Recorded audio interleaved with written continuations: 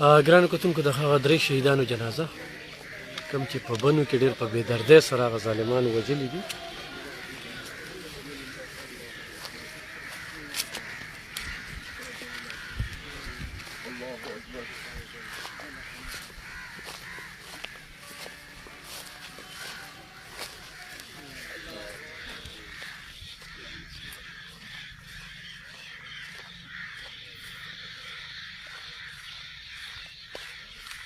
تاسو وینئ هغه درې شهیدان د خور په سر چې لاړل په بنو کې دا واقعه مخې ته راغلې ده انتخابي د ظلم او د جبر پېښه ده سی ټي ډي او پولیس خلکار پکې هم شهید شو دې وخت کې تاسو وینئ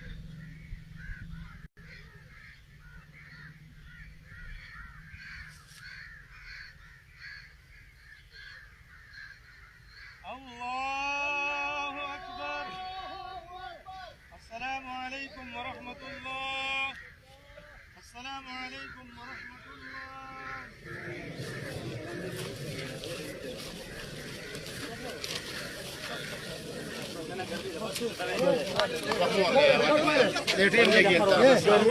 यो cut number पर नंबर वाले यो cut number पर नंबर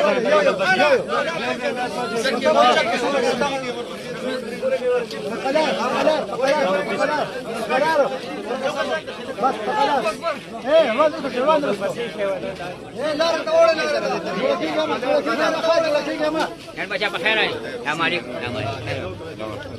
ख्याल कवे गर्मी रहा डेढ़ पोखला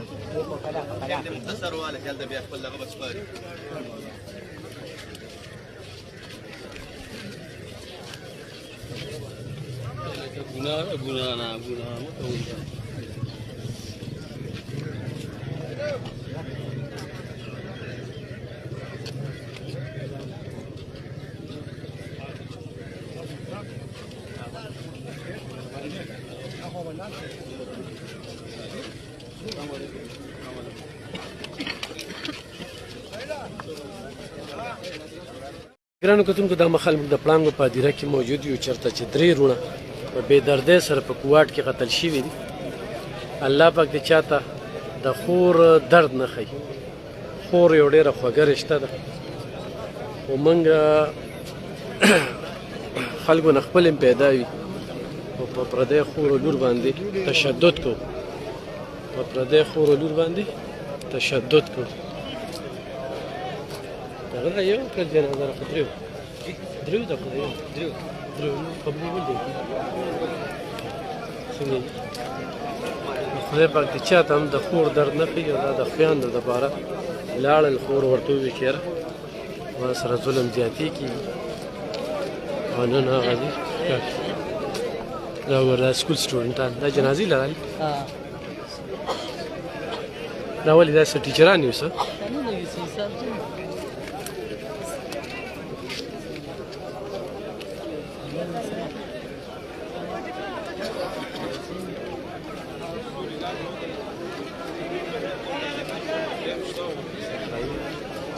درناکه پیښه ده درناکه درې وروڼه په بې دردۍ سره قتل شو دا په کوواټ کې قتل شوي دي ګرانو کتونکو په کوواټ کې ډېر په بې دردۍ سره قتل شوي السلام علیکم درې واړه وروڼه که نه ښه او دوی څه بچي وو یو نه دی کړی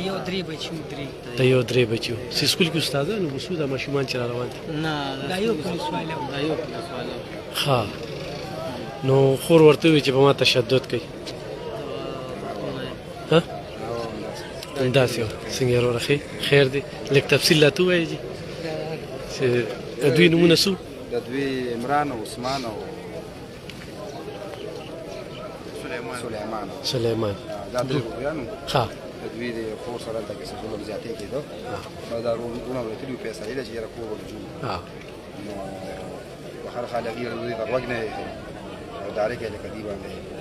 فایر کړی دی او درې باندې شو ګرانو کتونکو انتهایي افسوسناک واقعه چې درې وروڼه ډېر په بې دردۍ سره په کوواټ کې قتل شوي د کوواټ د پولیس لپاره یو ډېر لوی چیلنج دی او خدای دې چاته هم د خور درد نه ښیي خور دا د زړه ټوټه وي لور دا د زړه ټوټه وي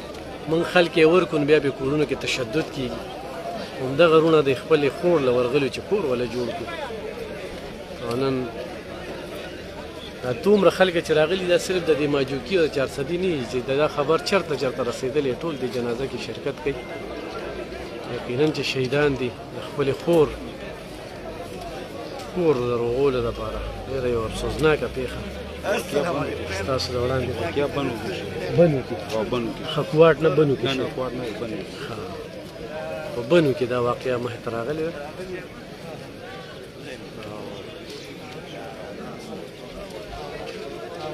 یو ډېر لوی ظلم شوی دی ګرانو کتونکو په دغه هدیره کې ولاړ یو دغه زموږ اخري ارامګاه ده مونږ چې خور لور ورکو نو هلته کې به بیا سپورې ستغې ورته وایو ظلم پې کوو جبر پې کوو زیاتې پې کوو او